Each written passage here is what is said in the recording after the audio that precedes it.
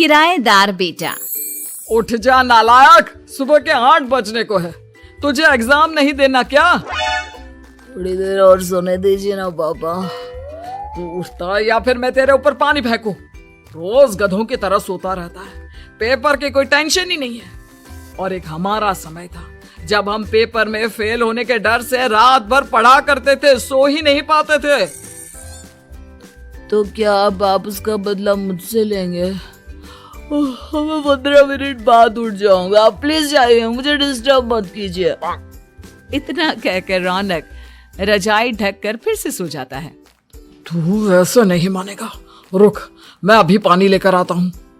बस फिर क्या था, इतना कहकर वो भागते हुए बाथरूम में जाते हैं और पानी की एक बड़ी सी बाल्टी लाकर रौनक के ऊपर फेंक देते हैं। पानी पड़ते ही रौनक झट से उठ जाता है। ये आपने क्या किया पापा? अब तू उठेगा नहीं तो यही करना पड़ेगा ना। वैसे थैंक्स डैड, आपके कारण ना अब मुझे नहाने की भी जरूरत नहीं पड़ेगी। चलिए अब आप माँ से बोलकर मेरे कपड़े निकलवा दीजिए, तब तक मैं ब्रश कर लेता हूँ।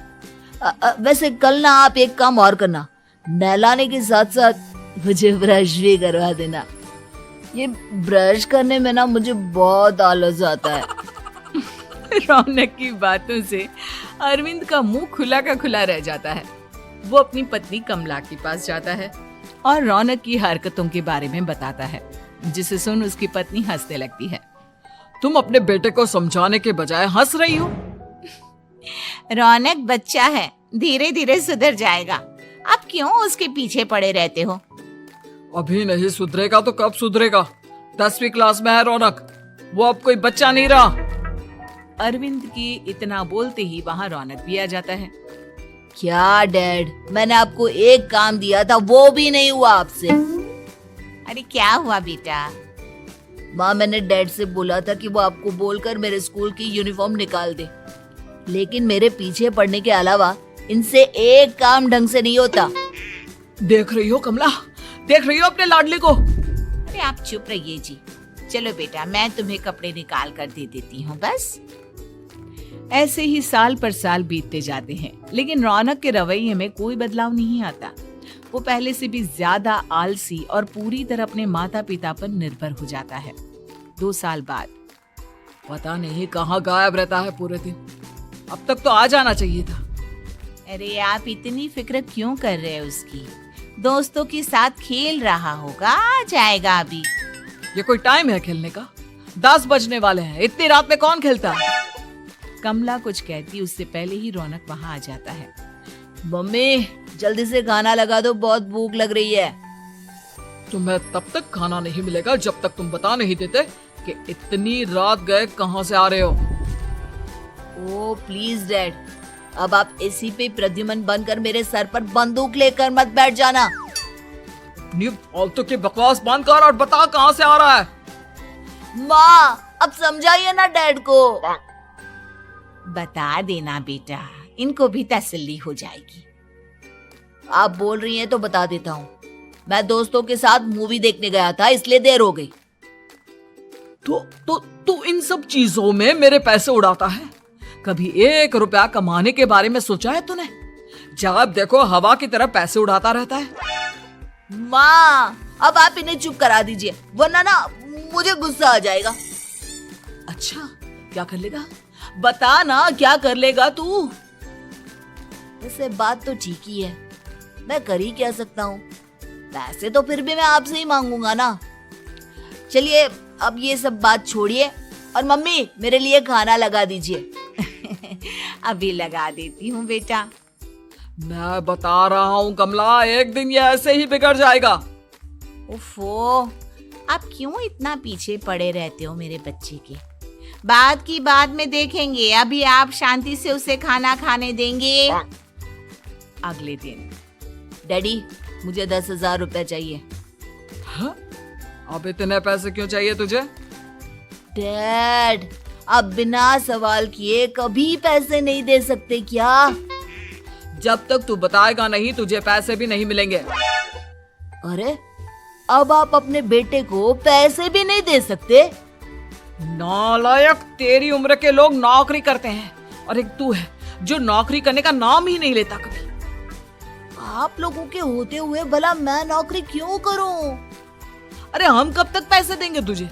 तुझे भी तो अपने पैरों पर खड़ा होना होगा ना। कौन सा उधार के पैरों पर खड़ा हूँ? अपने ही तो पैरों पर खड़ा हूँ मैं। इसी तरह रौनक दिन प्रतिदिन लापरवाह होता जाता है। उसकी लापरवाही को देखते हुए अरविंद और कमला अपने बेटे की शादी कराने का फैसला लेते हैं और 1 महीने के अंदर अंदर ही रौनक की शादी मेघा नाम की लड़की से करा देते हैं। शादी के कुछ दिन बाद, रौनक, मुझे एक अच्छी सी साड़ी चाहिए, आप ला दोगे ना? हाँ क्यों नहीं। कितने तक की आती है साड़ी? यही करीब 5,000 तक की। तुम चिंता मत करो, मैं आज ही डैडी से पैसे मांगकर तुम्हारे लिए साड़ी ले आऊंगा। आप कब तक ऐसे ही अपने पापा से पैसे मांगते रहेंगे? कोई अच्छी सी नौकरी क्यों नहीं कर लेते आप? अरे डैड के होते हुए मुझे नौकरी करने की जरूरत ही क्या है? पर आप ऐसे कब तक उनसे पैसे मांगते रहेंगे? कुछ आपको अपने दम पर भी तो करना होगा ना। अब तुम भी बाकी लोगों की तरह मुझे ज्ञान देना शुरू मत कर देना। साड़ी चाहिए ना तुम्हें, मिल जाएगी बस।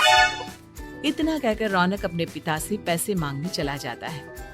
डैडी, मुझे 5,000 रुपया चाहिए। अब 5,000 क्यों चाहिए तुझे? वो मेघा को साड़ी चाहिए थी। अरविंद आगे बिना कुछ कहे चुपचाप उसे पैसे निकाल कर दे देता है। कुछ दिन बाद, तुम्हें नहीं लगता कमला, रौनक हम पर पहले से भी ज्यादा डिपेंड हो गया है? मुझे तो अब उसके भविष्य की चिंता होने लगी है। कल को हमें कुछ हो गया तो वो क्या करेगा? काश तुमने पहले ये सोच लिया होता तो आज हमारा बेटा इतना लापरवाह नहीं होता। तब मुझे कहाँ पता था कि मेरा लाड प्यार उसे इतना बिगाड़ देगा कि वो इस हद तक लापरवाह बन जाएगा।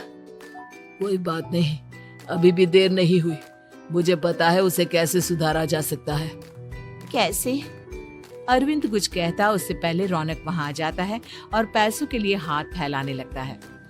डैड, मैं और मेघा बाहर घूमने जाना चाहते हैं। अरे वाह, ये आज सूरज कहाँ से निकला है? Dad please. अच्छा चलो अब मुद्दे की बात करो। मुझे अब 25,000 चाहिए। अब तुम्हें 1 रुपया भी नहीं मिलने वाला। अगर तुम्हें पैसों की इतनी ही जरूरत है तो कोई ढंग की नौकरी कर लो। मम्मी, आप कुछ कहिए ना डैड को। बेटा, वो गलत क्या बोल रहे हैं? ये सब हम तेरे भले के लिए ही तो कर रहे हैं। मम्मा, मैंने बताया ना आपको, मुझे नहीं करनी कोई जॉब वॉब। तो ठीक है, निकल जाओ हमारे घर से। तुम्हारे जैसे लोगों के लिए मैंने ये घर खड़ा नहीं किया है। जितना ये घर आपका है ना, उतना ही मेरा भी है। मैं कहीं नहीं जाने वाला। जाना तो पड़ेगा ही तुझे, क्योंकि अब मैं तेरा कोई भी खर्चा नहीं उठाने वाला। ठीक है, मत उठाइए मेरा खर्चा, मैं अपने दम पर भी जी सकता हूँ। तो बेशर्मों की तरह अब तक यहाँ क्यों खड़ा है? अपना सामान ले और निकल जाए यहाँ से। रौनक पैर पटकते हुए वहां से चला जाता है। घर से निकालना जरूरी है क्या उसे? बिना पैसों के कौन रखेगा उसे किराए पर? अगर उसका भविष्य सुधारना है तो हमें अपने दिल पर पत्थर रखकर ये कदम उठाना ही होगा।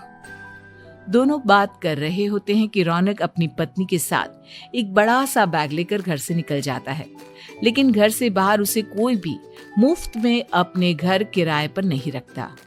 अंत में थक हार कर वो फिर से अपने घर चला जाता है। क्या हुआ? थोड़ी देर पहले तो दहाड़ते हुए घर से निकला था, अब क्या हुआ? नहीं रखा ना किसी ने तुझे किराए पर? डैड प्लीज, मैं कुछ दिनों में कोई अच्छी सी नौकरी शुरू कर दूंगा। आप तब तक तो हमें रख लीजिए प्लीज। सुबह से रात हो चुकी है लेकिन कोई हमें रखने को राजी नहीं है।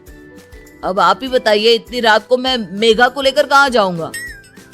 ठीक है ठीक है, बहू की वजह से मैं तुझे घर पर रख रहा हूँ, लेकिन तू इस घर में एक बेटे की नहीं बल्कि एक किराएदार की हैसियत से रहेगा। 3 महीने है तेरे पास। इन 3 महीनों के अंदर अंदर मुझे तेरी पहली तनख्वाह हाथ में चाहिए, समझ गया? पक्का डैड, इन 3 महीनों के अंदर अंदर तो कोई बढ़िया सी नौकरी ढूंढ ही लूंगा मैं। ऐसे ही धीरे धीरे समय बीतने लगता है और अरविंद के दिए 3 महीनों में से 2 महीने बीत चुके होते हैं। पापा जी ने हमें 3 महीने दिए थे, जिसमें से 2 महीने तो बीत चुके हैं। अब ये आखिरी महीना बचा है। अरे तुम चिंता मत करो, आज मेरा ना 2 जगह इंटरव्यू है, दोनों में से कहीं ना कहीं तो जॉब लग ही जाएगी। अच्छा, all the best. Raunak interview के लिए निकल जाता है, जिसके बाद शाम में रौनक घर आता है। कैसा गया इंटरव्यू? आपकी नौकरी लगी या नहीं? अरे पहले सांस तो ले लेने दो अच्छे से। बताइए ना, मुझसे तो जरा भी इंतजार नहीं हो रहा है। वो दरअसल बात यह है कि मेरी नौकरी तो लग चुकी है, लेकिन पैसे बहुत कम है। कितने पैसे हैं? 15,000। इतने में अरविंद और कमला मिठाई का डिब्बा लेकर आ जाते हैं। बधाई हो बेटा। हम जानते थे तेरी जॉब जरूर लगेगी। लेकिन मेरी सैलरी बहुत कम है मम्मा। कम है तो क्या हुआ, धीरे धीरे बढ़ जाएगी। हाँ बेटा, हम तो बस चाहते थे कि तू अपने पैरों पर खड़ा हो जाए। मतलब अब आप मुझे घर से नहीं निकालेंगे? नहीं, ये सब हमने तुझे जिम्मेदार इंसान बनाने के लिए किया था। Thank you mummy papa. अगर आप दोनों ऐसा नहीं करते तो मुझे कभी अपनी जिम्मेदारियों का एहसास तक नहीं होता।